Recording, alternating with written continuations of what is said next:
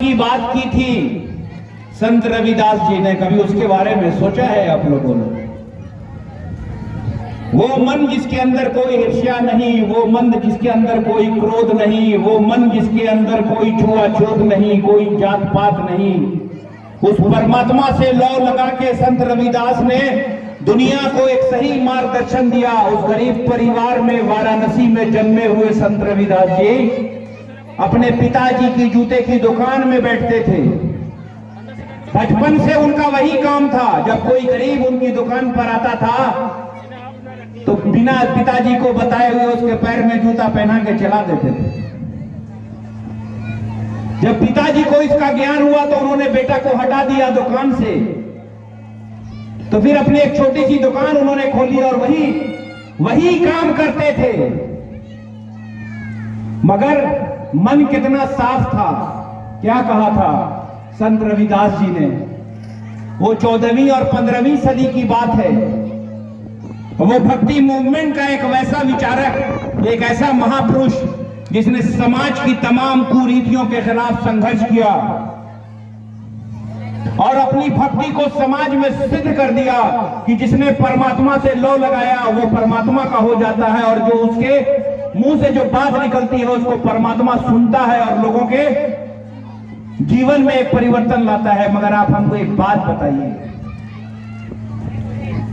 संत रविदास जी की जयंती बहुत धूमधाम से हम लोग मना रहे हैं। हम ईमानदारी से कहते हैं संत रविदास जी का जो उद्देश्य था समाज के लिए, अगर उनके उद्देश्यों का 15 से 20% भी उनके विचारों को अपने जीवन में अगर हम उतार लेते तो आज ऐसा समाज नहीं होता, बिल्कुल नहीं होता। उसके बाद इसी समाज का एक वैसा महापुरुष जिसने समाज में क्रांति लाई, जिसके साथ वैसा भेदभाव हुआ। जब स्कूल में शिक्षा प्राप्त कर रहे थे बाबा साहेब भीमराव अंबेडकर, तो उनको पानी नहीं मिलता था पीने के लिए। वो 500 साल 400 साल पहले संत रविदास ने जो शिक्षा दी थी, देखा बाबा साहेब भीमराव अंबेडकर ने कि 400 साल में भी हमारा समाज और इस समाज की कुरीतियों ने इस समाज को यहां पहुंचा दिया है। तो इनके अधिकार की लड़ाई संघर्ष करना शुरू किया उन्होंने, और जो आज हिंदुस्तान का सुंदर संविधान है उस संविधान के अध्यक्ष बनके इस सुंदर संविधान की रचना की। सामंतवादी विचारधारा के लोगों ने हर स्टेप पर उनका विरोध किया, समानता के खिलाफ थे। मनुवाद के मानने वाले लोग हमेशा बाबा साहेब भीमराव अंबेडकर के विचारों के खिलाफ थे। मनुवाद के मानने वाले लोग संत रविदास के विचारों के खिलाफ थे,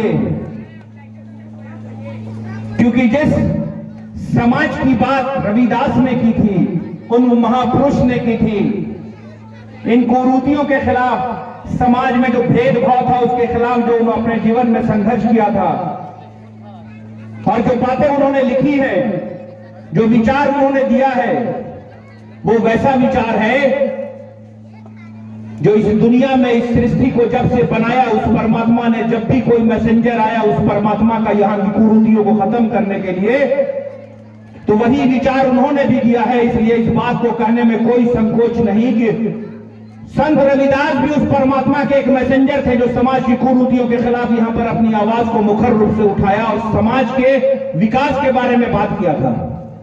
मगर हम आपसे एक बात पूछते हैं देवानंद जी, मेरी यहाँ पे माँ बहन बैठी है, ये छोटे छोटे बच्चे बैठे हैं, जिस व्यवस्था के खिलाफ इन महापुरुषों ने संघर्ष किया, वो व्यवस्था कैसे बदलती है?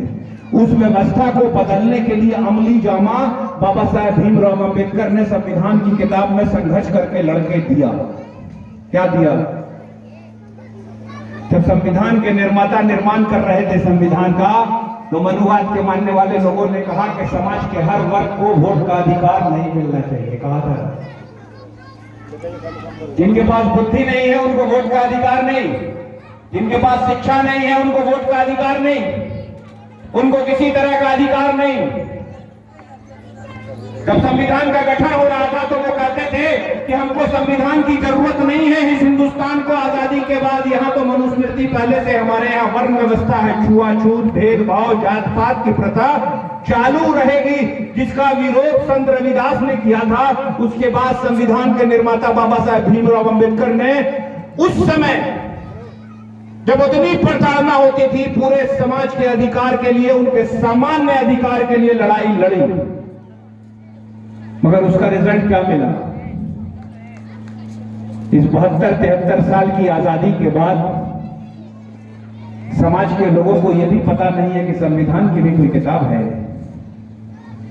समाज के लोगों को यह भी पता नहीं है कि उस बाबा साहेब भीमराव अंबेडकर ने शिक्षा का अधिकार दिया है, रोजगार का अधिकार दिया है, चिकित्सा का अधिकार दिया है, मां बहन की सुरक्षा का अधिकार दिया है। क्यों उस अधिकार को अभी तक हासिल नहीं कर पाए? कभी विचार किया है? व्यवस्था के खिलाफ संघर्ष खत्म हो गया। बाबा साहब ने लिखा है ना, शिक्षित बनो, संघर्ष करो, संगठित हो, संघर्ष करो। न शिक्षा है, न संगठन है, न संघर्ष है। हम सब लोग अपने स्वार्थ में, छोटे मोटे स्वार्थ में अपने समाज का सौदा कर रहे हैं। बिल्कुल कठोर बातें हैं। मेरी आदत है कि हम जहां भी जाते हैं हम समाज को जगाने का और खासकर नौजवानों को उनके मौलिक अधिकार के बारे में बताने का प्रयास करते हैं कि इनकी अंतरात्मा जागे। जो लोग इस लोकतंत्र की हत्या कर रहे हैं उनके खिलाफ मुखर रहिए, क्योंकि फ्रीडम ऑफ एक्सप्रेशन भी बाबा साहब भीमराव अम्बेडकर ने दिया है। सर, अभी ये कोर्ट का जजमेंट आया, पढ़ा लिखा बच्चा लोग यहाँ है, पढ़े लिखे बच्चे लोगों के साथ आजकल परेशानी ये है ना कि वो व्हाट्सएप यूनिवर्सिटी की पढ़ाई पढ़ रहा है, जिस पर 99% बात असत्य होती है, 1% सही होती है। वो किताबों को पढ़ना छोड़ दिया, अपने महापुरुषों के बारे में पढ़ना छोड़ दिया, बाबा साहब भीमराव अंबेडकर की जीवनी के बारे में पढ़ना छोड़ दिया। स्मार्टफोन भी है तो गूगल पर जाके बाबा साहब भीमराव अंबेडकर और संत रविदास को क्लिक करके नहीं देखता है, उनकी जीवनी के बारे में, उनके विकिपीडिया को नहीं पढ़ता है, ये उल्टी सीधी चीजें देखता रहता है, तो उसको ज्ञान नहीं है। जब ज्ञान नहीं है, उसको अपने अधिकार का पता नहीं है, तो अपने समाज के विकास के बारे में कभी बात नहीं करेगा। सर, इस लोकतांत्रिक व्यवस्था में जब इस मुल्क को रिपब्लिक बनाया गया, गणतंत्र दिवस जो हम मनाते हैं, 26 जनवरी को मनाते हैं, नमन करते हैं उस अंबेडकर जयंती पर, उस महापुरुष को जिसने संघर्ष करके समाज के हर वर्ग के लोगों को लिए अधिकार दिलवाया उस संविधान में, तो गणतंत्र का महत्व भी नहीं जानते हैं, उसका डेफिनेशन भी नहीं जानते कि उसका मतलब क्या होता है। बाबा साहब ने संविधान में लिखा हुआ है, जनता का चुना हुआ प्रतिनिधि जनता का सेवक होता है। लोकतंत्र में जनता मालिक है, मगर जनता अपने आप को मालिक समझेगी नहीं। हम और आप खंडित हो चुके हैं इन राजनेताओं के चक्कर में, इसलिए समाज में एक कुरीतियां आ रही हैं। एक कठोर बात आपको मैं बोलता हूं, बिना शिक्षा के कुछ नहीं है साहब, और शिक्षा भी वैसी जो सही है।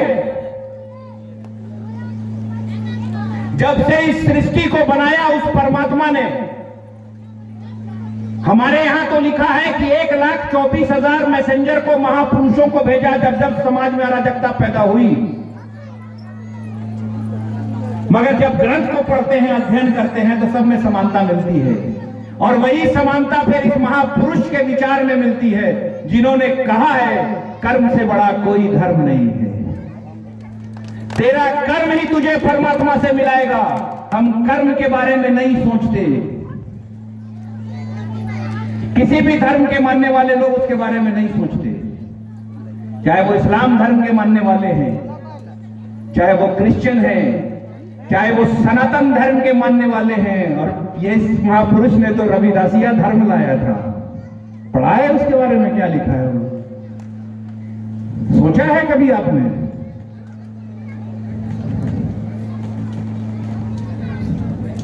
सर, विद्या की देवी की पूजा करते हैं। मैं जब स्कूल में पढ़ता था, मैं आपको एक छोटा सा उदाहरण देता हूं। मैं फदिया का रहने वाला सुल्ले बाटा हाई स्कूल में पढ़ता था, हमारे वहां के हेडमास्टर थे तिवारी जी। सरस्वती पूजा में सिर्फ स्कूलों में पूजा होती थी, जहां विद्या मिलेगी पूजा वहीं होना है। मैं आपसे एक बात कहता हूं, आप एक बात को समझ लीजिएगा गांठ बांध के। सर देवी की पूजा करते हैं, डीजे पे अश्लील गाना गा के एंजॉय करते हैं, देवी की भक्ति हुई? उसके तो खिलाफ थे रविदास। भक्ति मूवमेंट के पैदावार थे। भक्तिज्म क्या थी उनकी? एक परमात्मा से लौ लगाया था उन्होंने, बोले पूरी दुनिया तुम्हारे कब्जे में आ जाएगी जिस दिन तुम परमात्मा से लौ लगा लोगे। जिसने इस पूरी सृष्टि को जन्म दिया है। सर हम लोगों के विचारों को बदलना पड़ेगा। हमारा मुद्दा होना चाहिए, मेरा और आपका जीवन सफल तभी है इस लोकतंत्र में, इस आजाद भारत में हम और आप अभी भी मानसिक गुलाम हैं, गुलामी करते हैं हम और आप। कभी किसी इंसान को अगर उमर खान आपके सामने आए तब तक उसके बारे में परखिए नहीं, समझिए नहीं, उनके विचारों को नहीं समझिए, उनके बारे में पता कर लीजिए कि उनका जीवन कैसा है, उनकी सोच कैसी है, वो समाज के बारे में क्या सोचते हैं, तब उनका समर्थन करना चाहिए। हम लोग तो भक्त बने बैठे हैं। तो इन महापुरुषों का जो उद्देश्य है, जो उद्देश्य उनका था, आज भी वो समाज बेहतर नहीं बन पाया, उसका जिम्मेवार कौन है? हम और आप हैं। सर व्यवस्था के लिए सारी चीज को एक सुंदर किताब में बाबा साहेब भीमराव अंबेडकर ने दर्शा दिया। क्या कहा बाबा साहेब भीमराव अंबेडकर ने? हमने तो संघर्ष करके 18 साल की आयु जिसने पा लिया, सबको इस लोकतंत्र में वोट का अधिकार दिलवाया। वोट का अधिकार, एक पूरा चैप्टर लिखा है बाबा साहेब भीमराव अंबेडकर ने, राइट टू वोट। क्या बोलते हैं? इस लोकतांत्रिक व्यवस्था में एक वोट का अधिकार, एक वोट जो आप 1 सेकंड में देते हो, उस वोट पे आपका अगले 5 साल का सामाजिक, आर्थिक, शैक्षणिक जीवन निर्भर करता है। लिखा है ना बाबा साहब? हमने उसको समझा? नहीं समझा। सर हम आप तमाम लोग जिम्मेवार हैं, हम लोग निष्पक्ष नहीं हैं। समाज की कुरीतियों के खिलाफ हम लोग आवाज नहीं उठाते, मां बहन की सुरक्षा पर निष्पक्ष रूप से कभी आवाज नहीं उठाते। समाज को इतना खंडित इन राजनेताओं ने कर दिया है, मेरी बहन का अगर बलात्कार होता है तो समाज पूछता है कौन जाति की थी, बलात्कार करने वाला कौन जाति का था। जब बलात्कारी की भी जात होने लगी भाई, तो समाज सुधर नहीं सकता है। तो इन महापुरुषों को भी बड़ा तरस आता होगा कि ये कौन से मनुष्य हैं, कौन सी मानव जाति है जिसके अंदर कोई संवेदना नहीं है। इतना खंडित हो चुके हैं ये जात और धर्म के नाम पर कि चोर की भी जाति हो गई, हत्यारे की भी जाति हो गई, और मेरी माँ और बहन की जिसने इज्जत लूटी, अगर वो बढ़िया जाति का है तो समाज उसके समर्थन में खड़ा हो गया, तो फिर बेकार है हम लोगों को इन महापुरुषों की जयंती मनाना। देखिए बात थोड़ी कठोर है, मगर बोलने में कोई संकोच हम इसलिए नहीं करते हैं कि कोई भी मनुष्य इस धरती पर परमानेंट रहने के लिए नहीं आया है। सबको जाना है, और उसका जो कर्म है, जो संत ने बोला है, तुम्हारा जो कर्म है उसी का इम्तिहान परमात्मा तुमसे लेगा। कि तुमको जब हमने मानव जाति बनाया था,